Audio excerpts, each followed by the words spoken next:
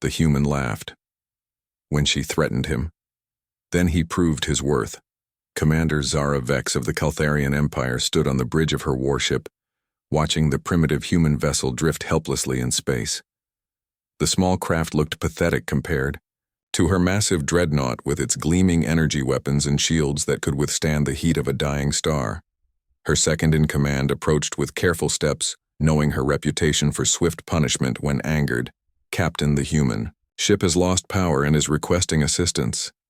Zara turned her violet eyes toward the view screen where the human ship floated like a dead fish. The humans had been expanding into Caltharian space for months now, testing boundaries and ignoring warnings. Their arrogance knew no bounds despite their inferior technology. Open a channel, she commanded with authority that made her crew straighten. The communication screen flickered to life, revealing a human male with dark hair and calm brown eyes. He wore a simple blue uniform that looked almost childish compared to her ornate battle armor. "This is Captain Jake Miller of the exploration vessel." "New dawn," he said with a slight smile. "We appreciate your response to our distress signal." Zara felt her mandibles click in irritation. The human dared to smile at her as if they were equals. She had conquered 17 star systems and commanded fleets that brought terror to entire species. This insignificant creature should be trembling. "You are in violation of Caltharian space boundaries, human," she said with venom in her voice. "Your ship will be destroyed unless you submit to immediate surrender." To her absolute shock, the human laughed. Not a nervous laugh or one born of fear, but genuine amusement, as if she had told him something funny. His reaction sent waves of confusion through her bridge crew, who had never seen anyone respond to their commander with anything but fear. "Commander, with respect, I think there might be a misunderstanding," Jake said, still wearing that infuriating smile. "Our navigation systems show this as neutral space according to the Galactic Accords. We are on a peaceful scientific mission." Zara felt her blood pressure rising. How dare this primitive being question her authority? The Caltharian Empire had ruled this sector for 3 centuries before humans even discovered fire. Their technology was so advanced that human weapons could barely scratch their hull. "Paint, your accords mean nothing to the Caltharian Empire," she snarled, revealing rows of sharp teeth. "Submit now or be destroyed." Jake scratched his chin thoughtfully, as if considering her threat.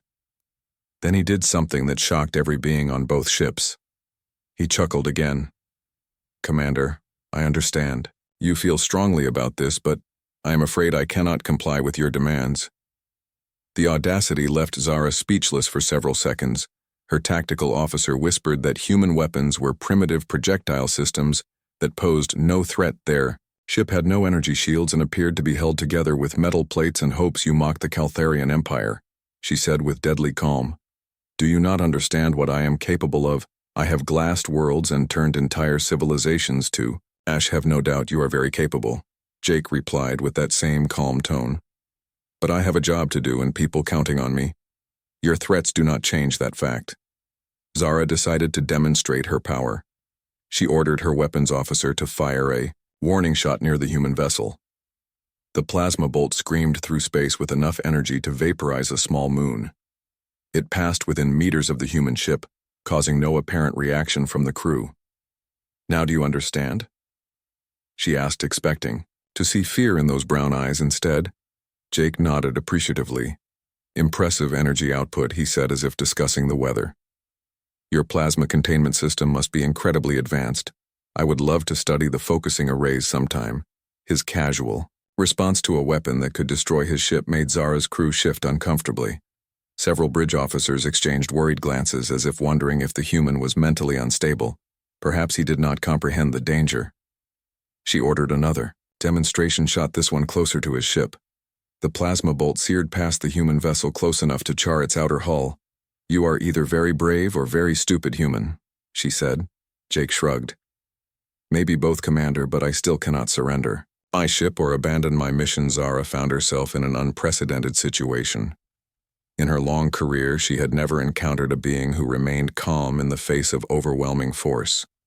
Pirates begged for mercy. Warriors fought with desperate fury. Scientists offered valuable information in exchange for their lives, but this human did none of these things. He simply sat in his chair speaking to her as if they were old friends discussing trivial matters. His complete lack of fear or submission was deeply unsettling. "What is your mission that is so important you would die for it?" she asked despite herself. "We are cataloging stellar phenomena in this region."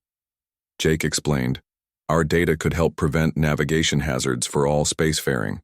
Species Caltharian ships included. Zara felt a strange emotion. She rarely experienced uncertainty. This human faced certain death, yet spoke of helping other species, including her own people. It made no logical sense from a survival standpoint. "Your ship is defenseless," she pointed out. "Your weapons cannot penetrate our shields. Your engines cannot outrun our interceptors. What possible plan do you have?" Jake smiled again, but this time it seemed different, less amused and more determined. "I do not need to outrun or outfight you, Commander. I just need to do what is right." Before Zara could respond, her sensor officer reported an anomaly. The star they orbited showed signs of instability. Solar flares were building to dangerous levels that could fry unshielded electronics within hours. The human ship with its primitive systems would be completely helpless against such radiation. But so would her own ship if they remained in the area much longer. Her shields could protect against weapons, but stellar radiation of this magnitude required retreat to safe distance. "Commander, we should withdraw immediately," her science officer advised. "The solar activity will peak in approximately 40 minutes. Jake's voice cut through her thoughts. "Commander, are you receiving the solar data?" "Your ship needs to move to minimum safe distance of 10 million kilometers." Zara stared at the human in confusion. He was warning her about the danger, even though she had just threatened to destroy his vessel. This made no sense according to any military doctrine she knew. "Your concern is noted, human, but Caltharian shields can withstand stellar radiation."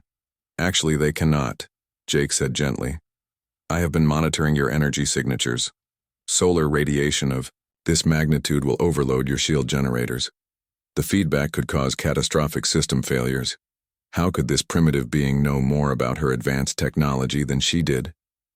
Her science officer ran quick calculations and looked up with alarm. "Commander, he is correct.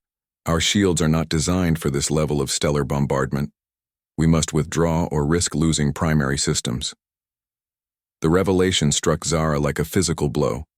This human had been trying to save her ship, while she threatened his destruction.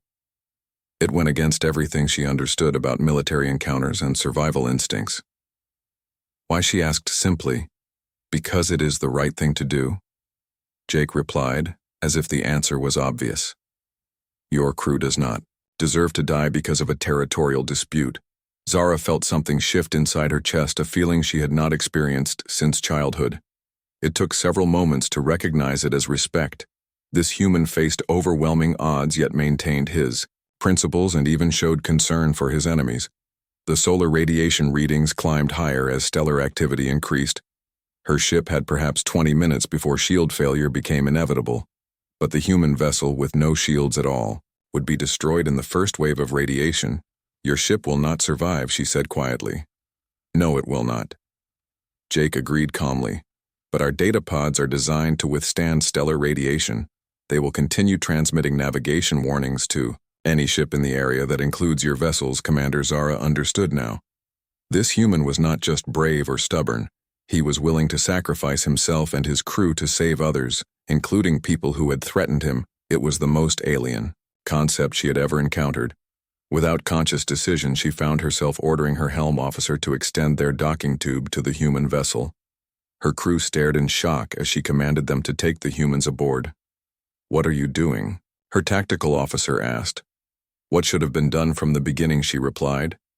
Jake appeared genuinely surprised when her boarding party arrived to evacuate his crew. But he did not argue or demand explanations. He simply gathered his people, and their most important data is the last human stepped onto her ship. Zara ordered immediate withdrawal.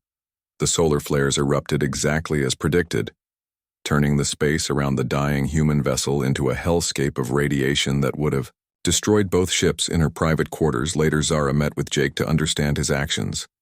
During her long military career, she had studied the psychology of dozens of species, but humans remained a mystery. Your behavior makes no tactical sense, she said. You had no logical reason to warn us about the solar danger. Jake sat across from her, still wearing that calm expression. Logic is not the only factor in decision-making, Commander. Sometimes doing what is right matters more than what is. Logical, but we threatened to destroy your ship. Yes, you did, Jake acknowledged. But that did not change the fact that good people would die if I remained silent. Your crew members have families waiting for them just like mine do.